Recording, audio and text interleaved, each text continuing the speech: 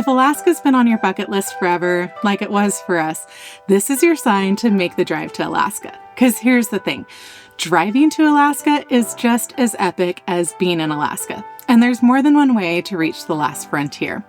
Whether you're looking for glacial-fed lakes, endless mountains, coastal ferries, or the quiet backroads of British Columbia, each route feels like its own adventure. In this video, I'm breaking down the 3 major ways to get to Alaska: the legendary Alaska, or also known as the Alcan Highway, the Stewart-Cassiar Highway, or the Alaska Marine Ferry, for those who want to add a ferry ride through the Inside Passage. We'll cover where to camp, border crossing tips, how to stay stocked up in remote stretches, and at the end of this video, our honest takes on the best months to go, so make sure to stick around for that. If you're dreaming of Alaska, this is your roadmap. Let's go.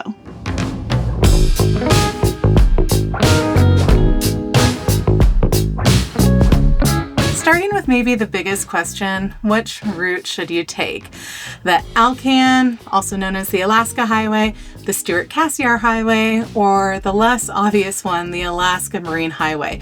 We've done all 3, and this is our honest review on each of them. Let's start with the Alaska Marine Highway. The Alaska Marine Highway starts in Bellingham, Washington, and travels north up through southeast Alaska to lots of different coastal towns, including Ketchikan, Sitka, Juneau, Haines, and Skagway being some of the main ones. Last year, we traveled from Bellingham up to Juneau. It took about 3 days for that leg of the trip before we continued on to Haines. You're going to travel along the Inside Passage the whole way, which is absolutely breathtaking.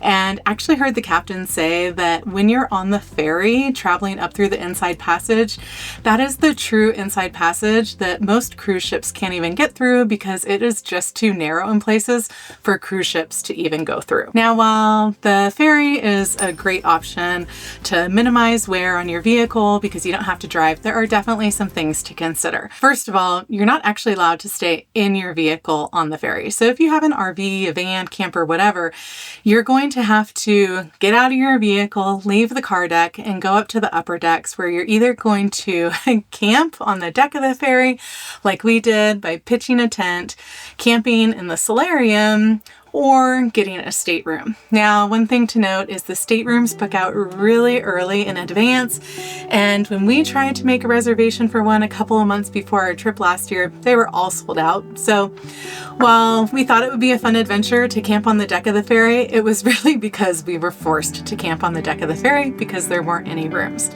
So you can just absolutely pitch a tent on the deck of the ferry. You're going to secure it down on the deck with duct tape. And it is a very unique experience in and of itself. But I would say that how much you like that experience is going to hugely depend on the weather. The first night we were camped towards the rail of the boat and we had so much wind. We were highly questioning our decision to take the ferry. Good morning. Windy last night would be an understatement. We've slept in some wind before. This was the Thunderdome last night. I don't know if I could do this for 2 more nights. We decided to move last night. It's not as windy in our new spot. We were looking at other parts of the boat inside.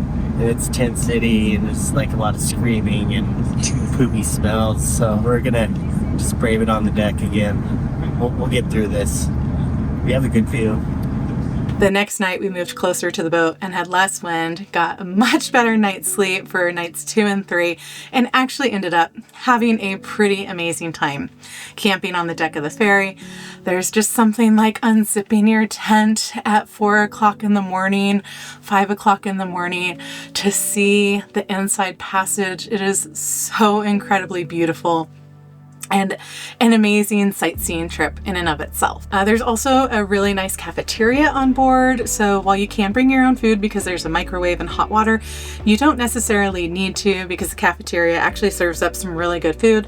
And there's also a bar that is open on the boat during certain hours of the day. Now, if you are traveling with a dog like we were traveling with Wes.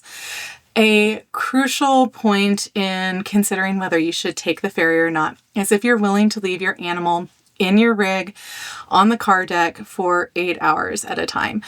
Pets are not allowed up on the main decks of the ferry and have to remain in your vehicles. Every 8 hours or so, they will do a call to let you down, to let your animal out to go to the bathroom. But keep in mind, this is not something we didn't know going into it, that when you're laying them out for potty breaks, it is literally just on the car deck of the ferry. There's no organic matter anywhere. So if you have a dog that's really well potty trained like ours, it's really hard for them to go to the bathroom. Going into this, we thought that there might be some outside place for them to go to the bathroom, or even like a little thing at AstroTurf, but there is not that. So it can be hard on the animals. And it wasn't until I think after like 30 hours that we were on the ship where we got to our first port where we could actually get off the boat and allow Wes to go out and go potty. So something that's really important to keep in mind. Now, while we ended the ferry with Wes in Juneau and then up into Haines, happy and healthy, I honestly don't think it's something that we would do again with an animal. Now, pros for taking the ferry. There's definitely less wear on your rig. You can get up to Alaska a lot faster.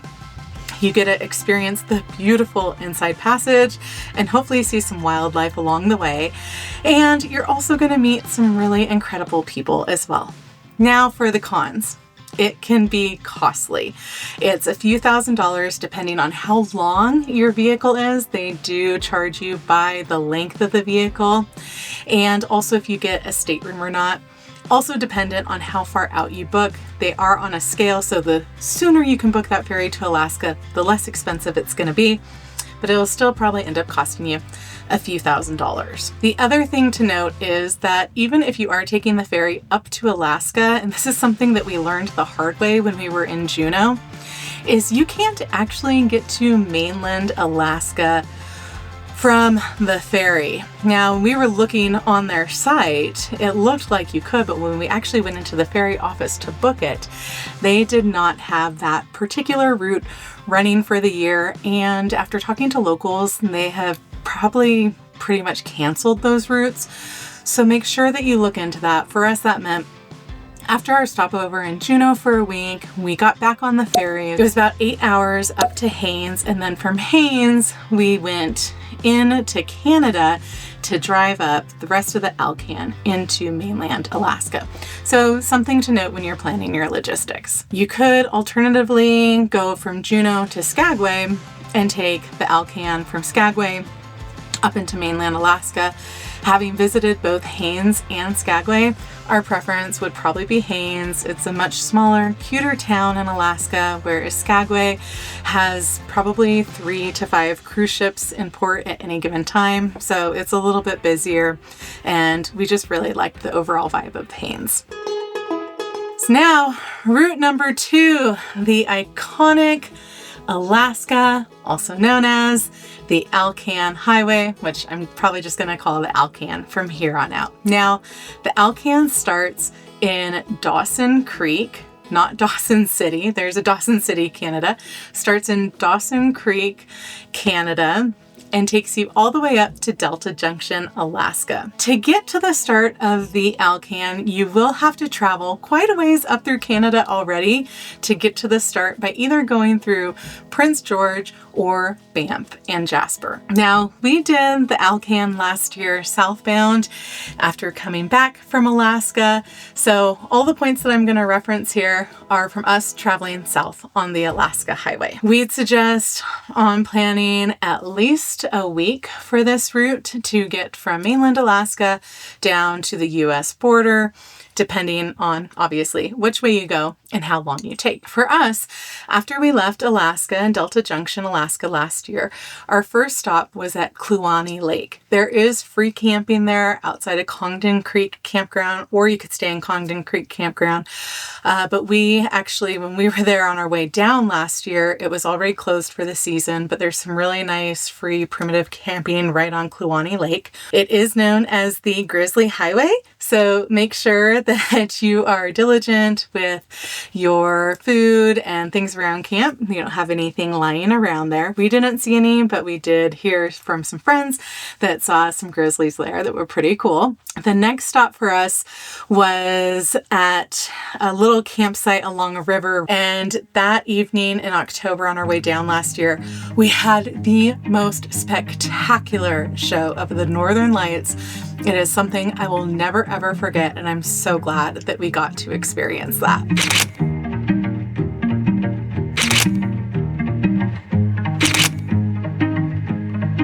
From there, we carried on to Watson Lake, which is a must-stop place on the Alcan Highway. It is where the famous signpost forest is. You can meander through all of the signs, put your own up. If you bring one, think ahead. It is such a cool thing to leave your little mark there. It's highly encouraged as well. We didn't have a sign with us, so we left a sticker instead, but it was still really fun meandering through the signpost forest. If you find it, maybe we'll send you free stickers. We will, if you find our sticker here, we will absolutely send you free stickers, but this is like a needle in a haystack. And then from there, we went on to Liard Hot Springs, where we stayed for a couple of nights and would suggest staying there for 2 or 3 nights because there are some of the most beautiful hot springs there to soak in. It is a provincial park, so you do need to pay to stay there. And it's also one of the busier stops on the Alcan. So if you're planning on stopping there, we do recommend getting reservations in ahead, although they do have some first come, first serve sites as well. But like I said, it is one of the busier stops. Then from there, we went on to Dawson Creek, which is the official start, or for us, the termination of the Alcan Highway. You did it! And you have to stop and get a picture at the world famous Alaska Highway sign there in Dawson Creek at milepost 0. Now, when you're in Dawson Creek, you're going to be at the end of the Alcan, and you have a couple of options to continue making your way south through Canada, or if you're working your way north, a couple of options to get up to the start there. So you can either go southwest to Prince George, which is a pretty large city, or you can go southeast like we did through Banff and Jasper through the beautiful Icefields Parkway, which was probably one of the biggest highlights for us. It is just absolutely stunning scenery, and cannot recommend the Icefields Parkway enough. The drive from Jasper to Banff is mind-blowing. This is incredible. Now, some of the pros for driving the Alcan. It's definitely it is the most popular route, and that means that it's also going to be a lot busier, so consider that. But there's also more service stops and groceries along the way, and different established campgrounds along the Alaska Highway if you're traveling that way. It also has some world-class scenery, so expect that. And then you've got your iconic pit stops at Dawson Creek, Liard Hot Springs, and the Signpost Forest as well. Now for the cons, like I said, it is going to be a lot busier. So if you're planning on staying in established campgrounds, make sure to get those reservations in advance. And because it's busier, they also take advantage of that, and some fuel and food prices can show that as well. So expect to pay some more along the Alaska Highway as well. And lastly, it's just a little less wild than the third option, what I'm going to get to now, which is the Stewart-Cassiar Highway. So the Stewart-Cassiar Highway officially starts in Kitwanga, British Columbia, and travels north and meets up with the Alaska Highway at milepost 626. So even if you are taking the Stewart-Cassiar Highway, you're still going to end up getting on the Alaska Highway or the Alcan to get up to Alaska for like the last 700 miles or so of the Alcan. We've done the Stewart-Cassiar twice now. We did it northbound earlier this year, and then we also did it southbound as well. We really, really loved the Stewart-Cassiar, but there are also a few things to consider if you're doing doing the Stewart-Cassiar. First of all, it's 450 miles, and to get there, you're going to go up through Prince George, British Columbia to Kitwanga. There are a couple of really cool side trips that you can also do along the way that we'd recommend. If you're doing the Cassiar, it's great to go out to Prince Rupert, which is the rainiest place in North America, and was such a highlight for us because along this way is where we had that so cool encounter with a grizzly bear when we were trying to find camp. Yeah, he's just right here enjoying some lunch. Makes you feel small, huh? He's a big guy. It's where we camped along one of the most beautiful rivers that we have ever seen, British Columbia. Ah, I love you, British Columbia. And then lastly, it's where we had that chance experience seeing the spirit bear cub and its mom that when I think about today, I still get a little emotional about. Now, the Stewart-Cassiar Highway, once you get on it, plan for about a week or so to get up to Alaska from there. So after you start in Kitwanga, our first stop for the trip up the Stewart-Cassiar was at Mesiaden Lake. We saw another grizzly bear there, a little youngster, a little scrawny guy, probably 2 or 3 years old. And Mesiaden Lake in itself is absolutely gorgeous. It is a provincial park, so that you will have to pay to stay there. Make sure that you carry cash in order to pay the camp host.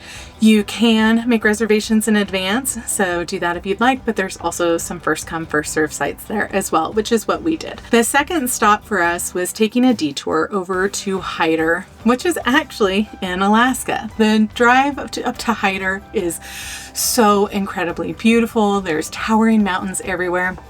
And if you're there late enough in the year, you can actually drive all the way up to the Salmon Glacier and camp there. We tried to do this in late May, and unfortunately there was still too much snow in the road. So while we were able to get up close to the Salmon Glacier, we couldn't go all the way to where you can camp because of the snowpack, but it was still a very cool detour. Big nope, nonetheless. And then right outside of Hyder and Stewart, there's a great little free British Columbia rec site, Teltson Lake, that we stayed at, and would highly recommend that. There were probably 6 or 7 sites there. So if you're going to be staying there, try and get there a little bit early in the day because it is all first come, first serve. From there, after we got back on the Stewart-Cassiar Highway and continued north, we stayed at another free spot at Upper Nat Lake, which was a very cool little overnight place to stay, dispersed camping right on the edge of the lake. And then our last stop on the Stewart-Cassiar was at probably one of my favorite lakes that I've ever been to, which is Boya Lake. Boya has the most insanely turquoise water I have ever seen. We loved it so much that we stayed there 2 nights. It is another provincial park that you will have to pay for, but highly worth it, especially if weather is good. We took a last-minute flight to a tropical island. Just make sure that you have money to pay cash, and if you can, rent a canoe and get out on the water. They do rent some canoes. We rented one, got out on the water, dumped the canoe as well, but had a lot of fun in the process. And hey, we got a free shower out of it as well. Just dumped the canoe trying to get back in it. We might have to reconsider if we're cut out for canoe life. Oh, don't let that. Or not.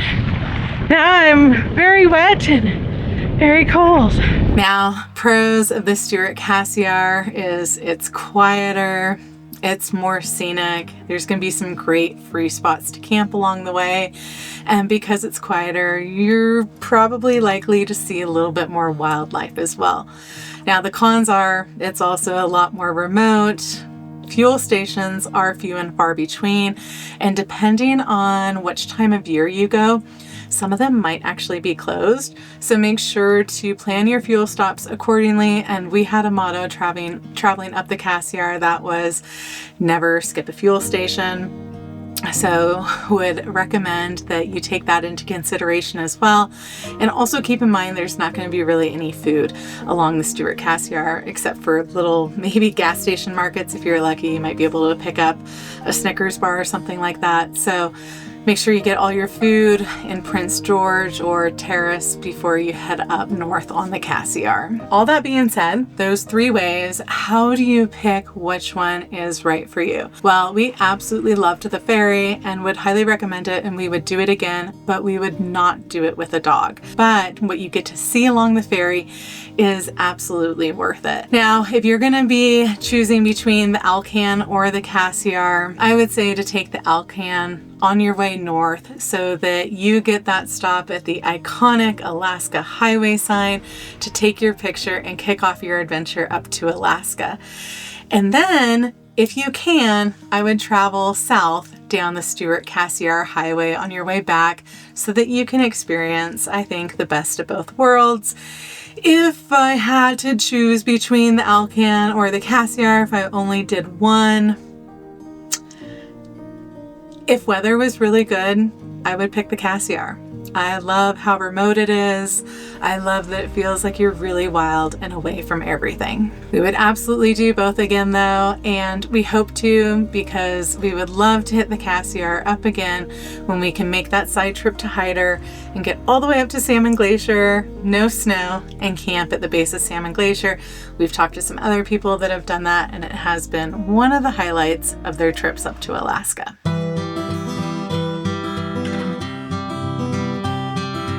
Now the next thing is the border crossing into Canada.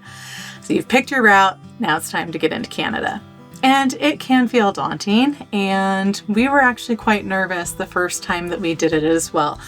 But I gotta tell you, it's not that scary. And at the end of the day, most of the people that you encounter are just going to be really, really excited that you're coming into their country to experience the beauty of it all. So don't be scared, but there are a few things that will help you for a smooth border crossing. First of all, make sure that you have your passport. I have heard that you can also get in with a passport card or a driver's license and a copy of your birth certificate. But for the best way and smoothest way in, definitely recommend having your passport handy.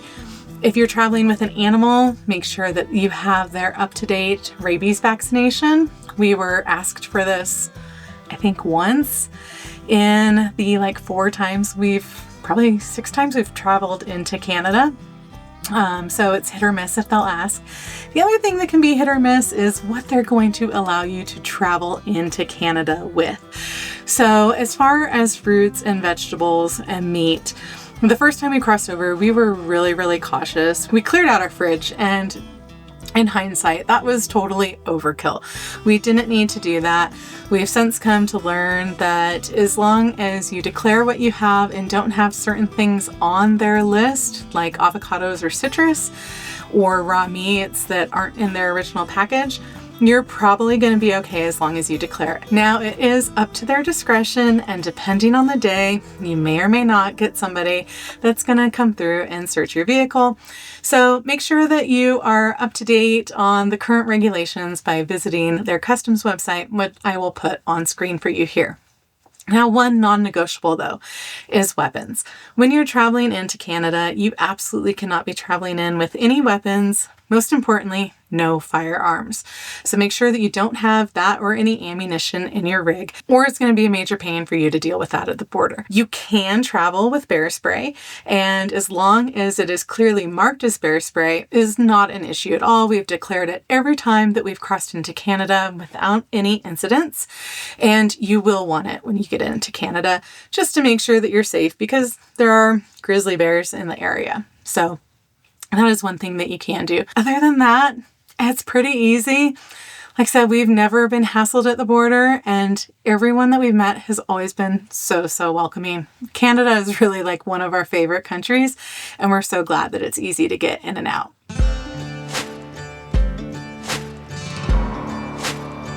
So now you've crossed the border and you're on your way up to Alaska. There's something else that's really important to note. There are stretches through Canada that are really remote. Like really, really, really remote. And I can't emphasize this enough. It's not an issue so long as you plan for that. And you really do need to look at where major cities and towns are that you're going to be traveling through for food, supplies, and fuel. Now, a couple of things that we've learned along the way. When you first cross into Canada, you're most likely going to be crossing in through a bigger town that has grocery stores. So if you didn't bring much into Canada because you didn't want to deal with the hassle at the border, you'll more than likely be able to stock up pretty well at whatever border town you cross over into. I have to talk about these carts and how am I just finding out about these? Like, I'm a lazy American, and this is the best thing in the world. And they're fun. They make shopping fun.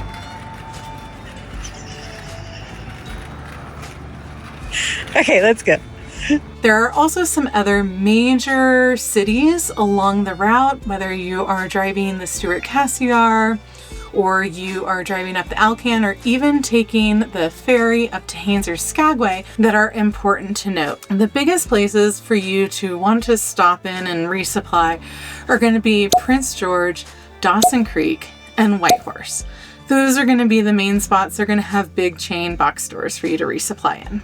Some of the smaller towns along the route that will still have a decent sized market for you to resupply in are going to be Watson Lake, Haines Junction, and even Beaver Creek has some little market there before you get up into mainland Alaska. But after you leave Whitehorse, there's not a lot until you get to Tok, Alaska. So make sure that Whitehorse is kind of a resupply spot for you and you're not planning on a lot on your way up through the rest of Canada into Alaska, because supplies can be few and far between and they can also be really, really pricey. For fuel along the Alcan, you're gonna be okay. There'll be fuel stations, every few hundred miles for you to fuel up in without any issues. If you're taking the Cassiar, like I mentioned earlier, make sure to map out your fuel stops because they might be closed if it's off season and you don't want to pass by. Potentially getting a refuel if you need it, because if you ran out of gas on the Cassiar, help might not be that easy to come by, and the cell service also isn't great either, so it may take a while to flag somebody down to help you get some fuel.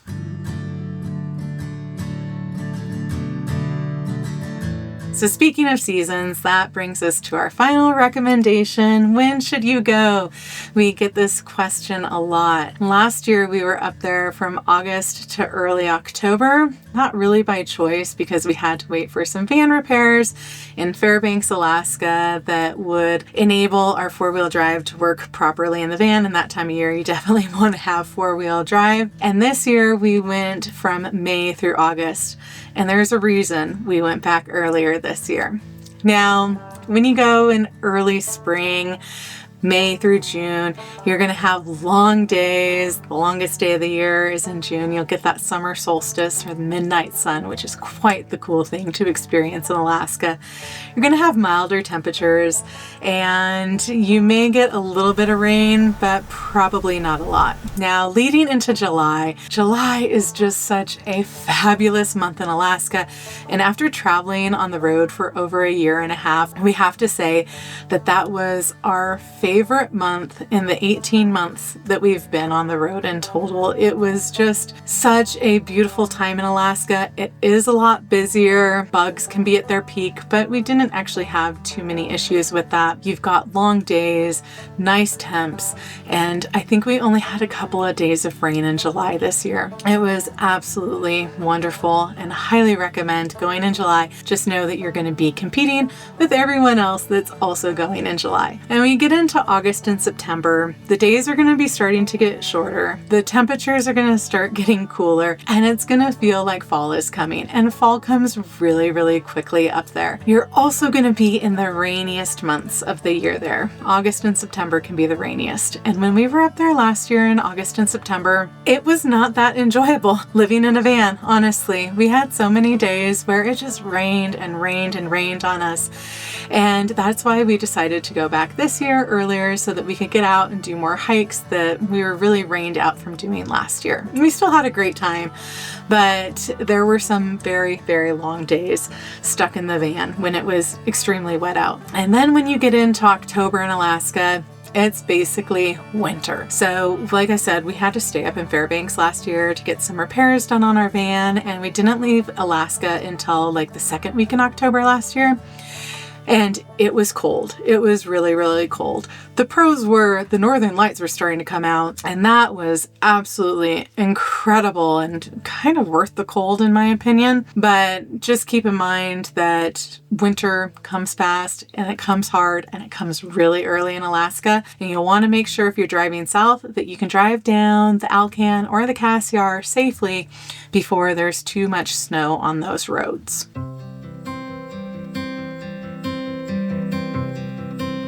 So there you have it. Driving to Alaska isn't just a road trip, but it is truly the experience of a lifetime. We loved it so much. We did it 2 years in a row, and it will not be our last time. We can assure you of this, though. No matter which route you take, you're going to see things that don't feel real. You're going to meet friends that last for a lifetime, and you're going to experience true freedom that can really only come with driving that far north. So if you're dreaming of your own Alaska adventure, we do have all of our videos from our time up north over the last 2 years in a playlist that you can click on here to view and hopefully get a little bit more inspiration for once you get up to the last frontier. Check it out. Make sure to subscribe, like, hype, to continue following our adventures as we explore more of North America. For now, adventure is calling, but we hope to see you down the road. Take care.